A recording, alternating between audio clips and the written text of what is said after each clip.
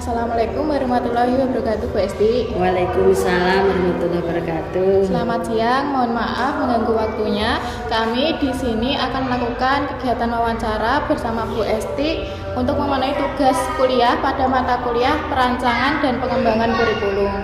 Baik Bu, untuk pertanyaan pertama langsung saja, yaitu strategi apa saja yang digunakan oleh Bu Esti untuk membantu siswa mengevaluasi kembali pemahaman mereka terhadap konsep-konsep utama.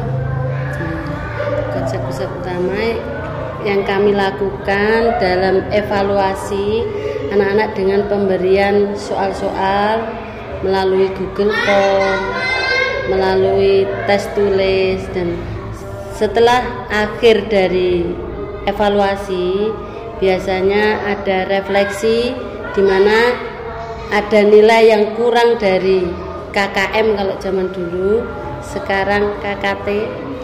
Nah, itu akan dilakukan remedial dan pengayaan. Selanjutnya Bu Mustika. Selanjutnya Bu Esti, bagaimana cara Bu Esti dalam memberikan evaluasi kepada siswa agar siswa memperoleh pemahaman materi yang diajarkan? Dengan memberikan evaluasi yang menyenangkan buat siswa. Seperti saat ini mereka senang dengan kuisis, ya. Anak-anak tertarik dengan suaranya. Anak-anak seperti itu kami lakukan. Satu, melakukan dengan kuisis. Dua, memahamkan bahwa evaluasi itu untuk menilai atau sejauh mana pemahaman mereka tentang materi yang sudah diajarkan, dan memberikan dorongan mereka untuk banyak membaca, berliterasi dengan literasi digital, dengan buku-buku yang sudah dipinjamkan dari sekolah. Selanjutnya Bu Esti, metode apa yang Bu Esti terapkan agar terhindar dari kesalahpahaman siswa dalam memahami pembelajaran di kelas? Agar anak-anak mengurangi atau terhindar dari kesalahpahaman, kami lakukan dengan refleksi diri untuk anak-anak di akhir pembelajaran, dan anak-anak biar cenderung menyampaikan apa-apa saja yang telah dia pelajari. Mungkin ada yang menyampaikannya kurang benar, kami benarkan, atau temannya yang lain untuk membenarkan apa yang disampaikan temannya yang salah paham dengan pembelajaran yang sudah dilaksanakan tadi. Selanjutnya Bu Fia. Iya, selanjutnya Bu, bagaimana siswa atau peserta didik diberi kesempatan untuk melakukan penilaian dari diri terhadap pekerjaan mereka sebelum menerima umpan balik dari guru atau Bu Esti sendiri dan teman sebaya tersebut? Biasanya murid-murid atau peserta didik melakukan refleksi diri atau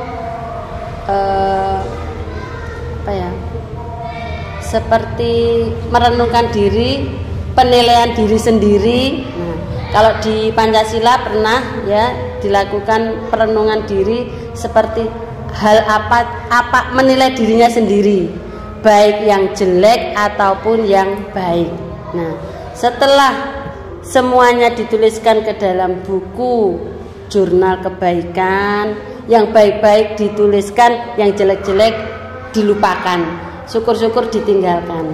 Anak-anak berusaha seperti itu, menuliskan buku kebaikan. Setelah buku kebaikan itu dituliskan anak-anak, disampaikan di buku kebaikan, dikirimkan ke guru di Google Classroom. Setelah 1 minggu di hari Jumat biasanya ada refleksi dipresentasikan hal apa yang dilakukan, kebaikan anak-anak yang dilakukan, terus kemudian ada umpan balik dari temannya, dan berusaha lapang dada dengan penilaian teman-teman sebayanya. Ya, selanjutnya Bu, apa peran umpan balik konstruktif dalam proses revisi produk dan pertunjukan siswa, dan bagaimana hal ini berdampak pada kualitas akhir? Kalau dari umpan balik itu biasanya ada pemberian nilai, yang umpan balik itu ada yang memberikan saran yang baik, juga ada yang mencela. Nah, Ini kami usahakan anak-anak itu jangan mencela yang terlalu dalam karena akan mendorong anak ke bawah, tapi memberikan umpan balik bagusnya bagaimana ya. Jadi mereka berusaha karena diajarkan dalam satu kelas itu adalah saudara, dia berusaha untuk tidak mencela temannya, memberikan saran yang membangun untuk teman-temannya itu biar bangkit lagi atau biar menjadikan karya yang tadinya kurang bagus menjadi lebih baik lagi. Selanjutnya Mbak Caca. Ya, terima kasih Bu. Jadi untuk pertanyaan selanjutnya, bagaimana Bu Esti mengintegrasikan hasil penilaian diri dan umpan balik eksternal untuk mendorong perbaikan berkelanjutan dalam karya siswa? Ya.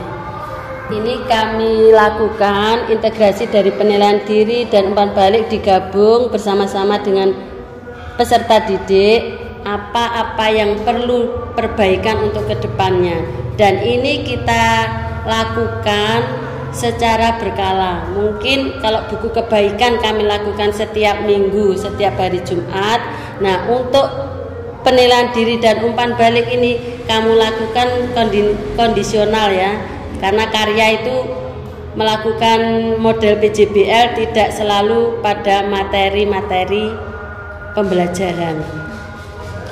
Untuk selanjutnya Bu, aktivitas refleksi apa yang rutin dilakukan Bu Esti di kelas untuk membantu siswa merenungkan proses belajar dan pencapaian mereka?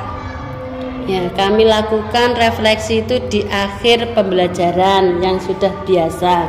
Yang kedua, di akhir pembelajaran dalam satu hari, harapan kami anak-anak itu pulang sekolah itu dengan wajah yang senang atau cemberut atau biasa saja. Menurut mereka itu bagaimana? Di waktu mau pulang, anak-anak itu menuliskan gambar wajahnya cemberut atau wajahnya senang atau sedih. Biasanya kami juga menyiapkan kertas sesuai absennya, dia mencentang happy, sedih atau marah, seperti itu. Itu yang satu, kedua, dan yang terakhir biasanya refleksi ini kami lakukan bersama-sama orang tua, bersama anak-anak juga, itu di setiap bulannya. Itu selain menilai saya juga anak-anak sendiri itu Bu Esti kurangnya apa, bagaimana, dan kalian itu Bu Esti kasih refleksi buat kalian, kamu tuh anaknya hebat, sayangnya, nah ada sayangnya itu tolong dikurangi. Saya selalu memberikan anak-anak seperti itu, apalagi anak-anak yang seminggu mesti ada yang tidak masuk. Itu perlu pendekatan, diajak refleksi diri juga. Selanjutnya Mas Anu. Oke Bu, terus selanjutnya bagaimana penjenengan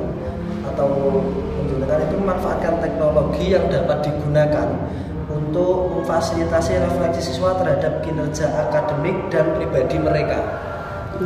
Ini terutama khususnya pada refleksi, Pak. Khususnya pada refleksi siswa, teknologinya dimanfaatkan di mana? Teknologinya kami manfaatkan untuk pembuatan jurnal. Pada jurnal membaca itu dilakukan seminggu satu kali di hari Senin, bahasa Indonesia. Jurnal buku kebaikan, anak-anak setiap hari menuliskan kebaikan apa yang dilakukan. Terus refleksi yang digunakan menggunakan IT ini juga untuk mencari informasi-informasi yang kami lakukan rutin, cara atau prosedur bagaimana membuat kita lebih baik dan lebih baik. Biasanya seperti itu. Jadi di bahasa Indonesia itu ada teks cara prosedur menjadi orang yang lebih baik, menjadi anak yang lebih baik, itu kami gunakan itu. Terus kami dibuat Canva juga. Jadi anak-anak itu menarik, ngandani kancane tidak perlu dengan lesan, tapi bisa dengan Canva yang disajikan. Dan lalu selanjutnya Bu, dalam hal apa dialog antara penjenengan atau Bu Esti, guru sebagai guru dan siswa itu penting dalam proses refleksi, dan bagaimana hal ini diimplementasikan dalam lingkungan belajar? Dalam kegiatan refleksi mesti ada dialog antara guru dan murid itu di akhir pembelajaran. Itu sudah diimplementasikan setiap materi yang diajarkan, setiap mapel yang diajarkan. Ini dialog di luar